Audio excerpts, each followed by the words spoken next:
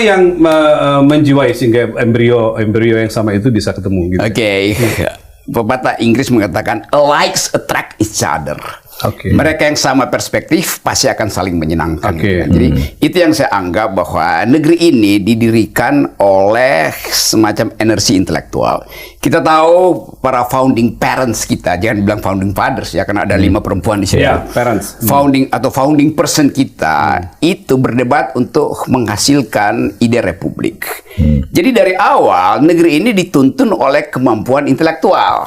Jadi itu yang saya anggap bahwa kenapa negeri ini genealoginya, political originsnya adalah intelektual, tiba-tiba sekarang originnya menjadi buzzer. Jadi bagaimana mungkin? Apa yang terjadi sebetulnya? Jadi saya mau kembalikan bring intellectual, bukan bring politics into the intellectual, tapi bring intellectual into the politics. Kembalikan suasana intelektual itu dalam politik. Kenapa? Karena ada dasar sejarah itu tuh, sejarah konstituan. Itu aja, kira simple. Dan nggak mungkin negeri ini terus-menerus diurus oleh kaum demagog. Negeri ini didirikan oleh para pedagog. Sekarang dikuasai oleh kaum demagog. Itu. Dalam teori Pak Mahfud selalu mengatakan itu ya, soal demagog dan segala macam ya. Yang Pak Mahfud selalu mengingatkan setiap momentum pemilu selalu itu menjadi penyakit dari demagog. Menjadi penyakit. Demokrasi kita masih sekarang ini masih dikuasai demagog itu. Ya, kalau pengertian sederhananya demagog itu orang yang pintar ngomong, pintar janji, pintar apa, tapi tidak bisa kerja. Tidak ngerti sebenarnya terhadap apa yang dia katakan. Alias omon-omon. Dungo kan. Menghindari kedunguan gitu ya. Enggak, artinya pejabat publik dan segala macam itu tidak bisa sadar bahwa mereka tuh sebenarnya bagian dari demagog ya. Yang kita saksikan setiap hari itu adalah praktik dari demagogi. Iya, mereka sengaja mendemagogkan diri. Sudah tahu bahwa yang dikatakan itu bohong, masih diterus-teruskan. Sehingga kesalahan-kesalahan itu lalu dianggap dipaksakan kepada orang lain sebagai kebenaran. Dan dia tidak mau menerima fakta dan hasil analisis intelektual gitu.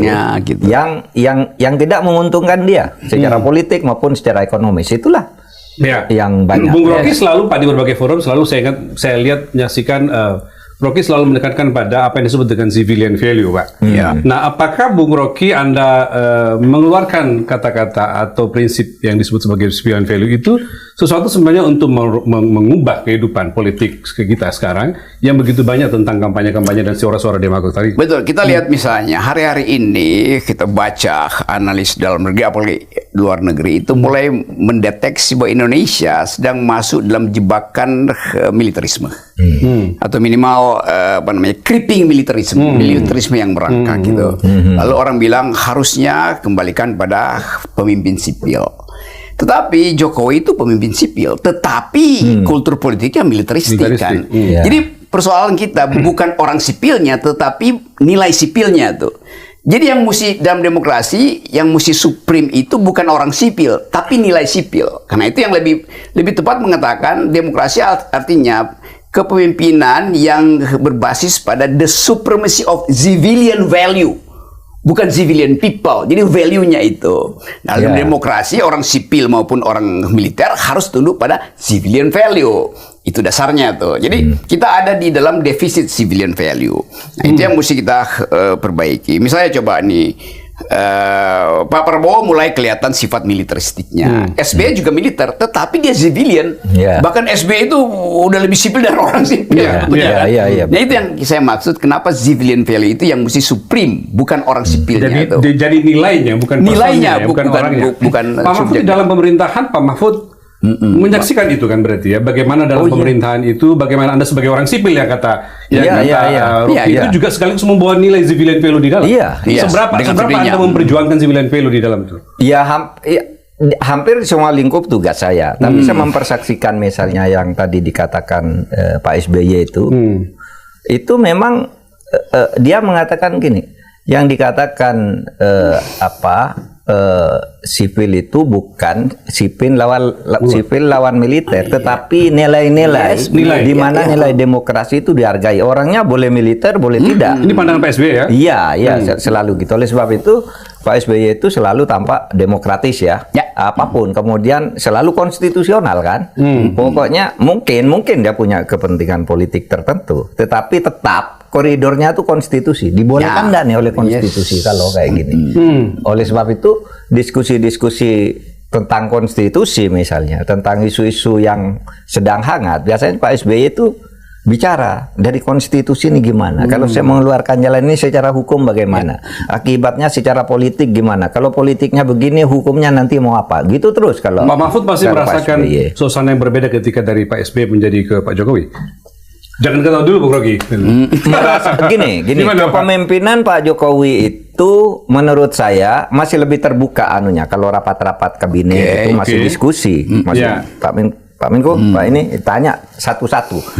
Meskipun dia punya agenda, tapi tetap dilewatkan prosedur-prosedur itu, sehingga ada prosedur mendengar di dalam sidang itu mendengar. Tapi ya Sidang ini yang paripurna ya? iya, kalau sidang kabinet gitu Sidang kan. kabinet. Iya. Jadi Pak Jokowi memberi pengarahan sebentar. Ini gimana Pak Menko? Gimana Pak ini? Gimana Pak ini gitu. Artinya Membuka ruang. dia ada yang mengawal sebelum mengeluarkan pernyataan. Lepas dari kita setuju atau tidak. Di situ saya melihat ada peran Pak Pratikno dan Pak Luhut. Gitu, sehingga diarahkan agar tidak terlanjur ke pinggir yang. Oleh sebab itu selama dia masih di atas ya dia kendalinya kuat kan terhadap situasi gitu.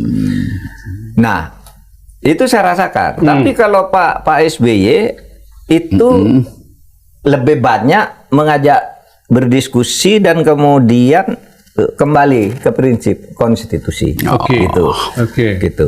Sehingga membuka ruang sekaligus membuka ruang mengajak aktif untuk dan bertanya kalau ada sesuatu.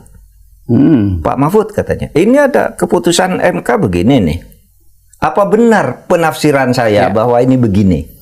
Menurut konstitusi apa begini tafsirnya atas putusan Pak Mahfud ini?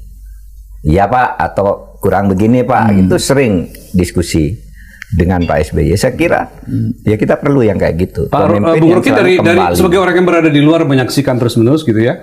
Apa yang disampaikan Pak Mahfud tadi tentang bagaimana Pak Jokowi mengelola negara, memimpin sidang kabinet dengan Pak SBY. Apa yang Anda lihat dari sisi saya tetap melihat Pak Jokowi kan pergaulan elit Jakartanya kurang tuh. Dia langsung datang tuh. Jadi dalam upaya dia memahami itu. Tetapi SBY lain lagi, dia dari awal udah paham tentang elit Jakarta.